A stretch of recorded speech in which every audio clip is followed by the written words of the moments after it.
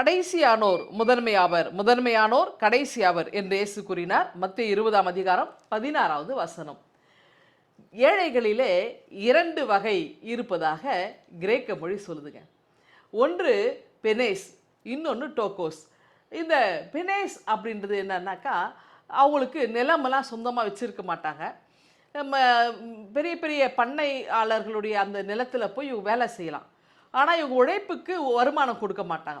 எவ்வளோ நாள் உழைச்சிக்கலாம். அதே நேரத்தில் நல்ல அழகாக பாடுபட்டு உழைக்கிறவங்க அவங்களுக்கு என்ன கூலிக்கு பதில் என்ன செய்வேன்னா, உணவு கொடுப்பேன், தானியங்கள் கொடுப்பாங்க. அந்த தானியம் எப்படின்னா சிந்துறதை அவங்க பொறுக்கி எடுத்துகிட்டு போகலாம். அப்போ அன்றாடம் அந்த சிந்துகிறதை தான் நீங்கள் உணவை எடுத்துப்பாங்களே தவிர உழைப்புக்கேற்ற ஊதியம் கிடையாது. சொந்தமாக லேண்ட் வச்சிருக்கூடாது. கல்வி அவங்க தலைமுறைகள் கல்வி கற்கக்கூடாது. எந்த அரசியலையும் அவங்க இருக்கக்கூடாது. இது ஒரு வகை ஏழைகள். இன்னொரு வகை ஏழை என்ன அப்படின்னா, இந்த டோக்கோஸ் அப்படின்னா என்ன அர்த்தம்னா, அதாவது இவங்களுக்கும் லேண்ட் இருக்காது, அரசியலில் இருக்க மாட்டாங்க, அவங்க அதே மாதிரி கல்வி கற்க மாட்டாங்க. ஆனால் இவங்களுக்கு இவங்க வந்து லேண்டில் வேலை செய்யலாம், குறைந்த வருமானம் கொடுப்பாங்க, இல்லாது பிச்சை எடுத்து இவங்க வந்து தன்னுடைய வருமானத்தை அவங்க ஈட்டிக்கொள்வாங்க. அப்போ இது ஏழைகளே 2 வித்தியாசமான ஒருத்தருக்கு உடல் உழைப்புக்கேற்ற ஊதியம் இருக்காது, இன்னொருக்கு குறைந்த ஊதியம் இருக்கலாம், ஆனால் வாழ்க்கையில் வளரவே கூடாது. இதைத்தான் அவங்க சொல்லியிருக்கிறாங்க. இப்போ பார்த்தீங்கன்னா, இந்த நம்ம இன்னைக்கு கூறிய வசனத்தில் ஆண்டவராகிய இயேசு கிறிஸ்து ஒரு இந்த திராட்சை தோட்ட ஓமையை சொல்லியிருப்பார். அதாவது இந்த பாலஸ்தீனா தேசத்தில் பார்த்தீங்கன்னா, குறிப்பாக செப்டம்பர் மாதத்தில் தான் இந்த திராட்சைகளுடைய அறுவடை இருக்கும். அப்போ இந்த நேரத்தில் அந்த அறுவடை செய்வதற்கு மனிதனை வர வைக்கிறாங்க. இப்போல்லாம் வந்து எல்லாமே மிஷின்ஸ் வந்ததுனால மனிதனுக்கு வேலை எல்லாம் போயிடுச்சு.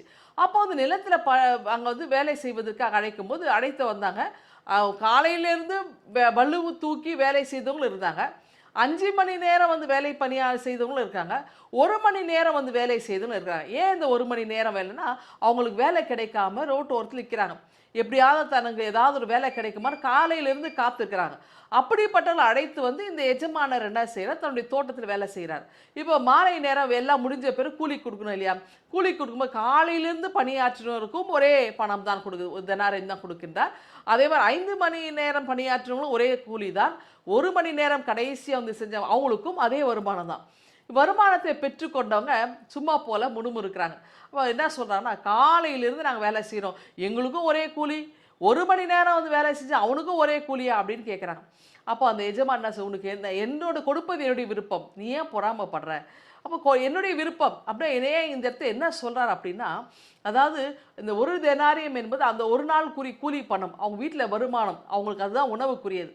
அப்போது எல்லா வீட்லேயும் அடுப்பெறினோம். அப்போ இந்த மனிதன் போய் சம்பாதிச்சுட்டு வந்தால் தான் அந்த வீட்டில் உணவு கிடைக்கும். அப்போ நீ காலையிலேருந்து உழைச்ச உனக்குரிய பணத்தை உங்கள்கிட்ட நான் பேசுது கொடுத்துட்டேன், நீ உனக்கு சாப்பாடு கிடைச்சிது.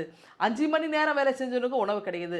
இந்த 1 மணி நேரம் வேலை எனக்கு யாராவது வேலை கொடுக்க மாட்டாங்களா, என் பிள்ளைங்கள்லாம் பசியாக இருக்கிறாங்களே அப்படின்னு ஏங்கி காத்துருக்கிற மனிதனுக்கும் பணத்தை கொடுத்து அவன் வீட்டிலையும் வயிறார அந்த பசியார அவங்க சாப்பிடணும் அப்படின்றது அவங்க வந்து அது எஜமான் நினைச்சிருக்கிறாங்க.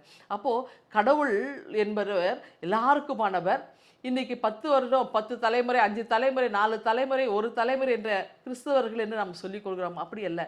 கடவுளுடைய இறையாட்சி என்பது எல்லாருக்கும் உரியது. இதில் பழைய முந்தினோர்களாக இருந்தாலும் சரி, பிந்தி வந்தவங்களாக இருந்தாலும் சரி, அவருடைய அன்பு, அவருடைய அரவணைப்பு, அவருடைய இறையாட்சிக்குரிய காரியங்கள் எல்லாமே ஒரே மாதிரி தகவல்களை கொண்டது, எல்லாருக்கும் சமமானது. அப்படி என்றால் ஏற்றத்தாழ்வற்ற ஒரு சமத்துவம் நிறைந்த ஒரு உலகை ஆண்டவர் படைக்க விரும்புகின்றார். அந்த ஆண்டவர் படைக்கின்ற உலகிலே ஏழைகள் இல்லாமல் போகிற, அதாவது ஏழைகளாக்கப்படுகின்ற ஒரு நிலைமை இல்லாமல் போக வேண்டும் என்பதுதான் இயேசுவினுடைய விருப்பம். ஆகவே எல்லோருக்கும் ஆண்டவர் கொடுக்கிறார். இப்படிதான் பிந்தி வந்தவர்கள் முந்தினவர்கள் ஆனார்கள், முந்தியோர் பிந்தினோர் ஆனார்கள். ஆகவே எல்லாருக்கும் இறையாட்சி என்பது பகிரப்படுகிறது. இந்த இறையாட்சிக்குரிய பணிகளிலே நாம் கருவிகளாக இருந்து செயல்படுவோம். இந்த சிந்தனையோடு இந்த நாளை துவங்குங்கள். ஆண்டவர் உங்களை ஆசீர்வதிப்பாராக. ஆமேன். நல்ல ஆண்டவரே, இந்த நாள் எங்களுக்கு ஆசீர்வாதமாய் அமைய கிருபை தாரும். இயேசுவை ஜெபிக்கிறோம் எங்கள் அன்பின் கடவுளே. ஆமேன்.